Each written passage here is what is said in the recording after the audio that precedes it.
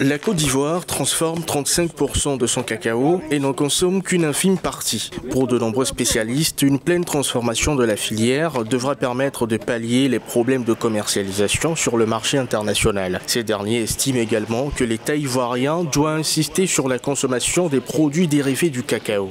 Nous avons une destination qui est à l'extérieur de l'Afrique. Ce sont les pays d'Asie qui sont les grands consommateurs, les grands acheteurs. Vous comprenez, non? Alors, donc, si ces grands acheteurs-là diminuent, la part, vous voyez que ça va avoir forcément un impact. C'est pour ça que nous devons consommer ce que nous produisons. Les consommateurs du cacao ne consomment pas le cacao pour rien que pour le côté sucré. Le cacao a des vertus médicinales.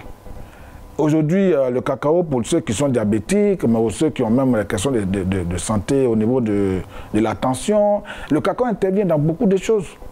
Il faut que les Ivoiriens connaissent les vertus du cacao. Le niveau de consommation des produits dérivés du cacao est estimé à moins de 200 grammes en Côte d'Ivoire. Pourtant, beaucoup de compagnies chocolatières sont créées dans le pays pour produire du chocolat.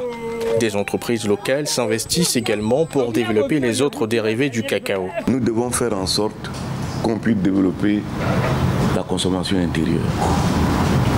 C'est pour ça que nous disons qu'on va commencer à proposer du chocolat dans les écoles primaires à nos enfants, qu'ils apprennent à s'habituer à la consommation du cacao. Nous allons le faire. Ensuite, dans la sous-région, nous allons le faire. La filière cacao représente 10% à 15% du produit intérieur brut de la Côte d'Ivoire et près de 40% de ses recettes d'exportation. D'ici 2025, le pays compte atteindre 100% de transformation de sa filière.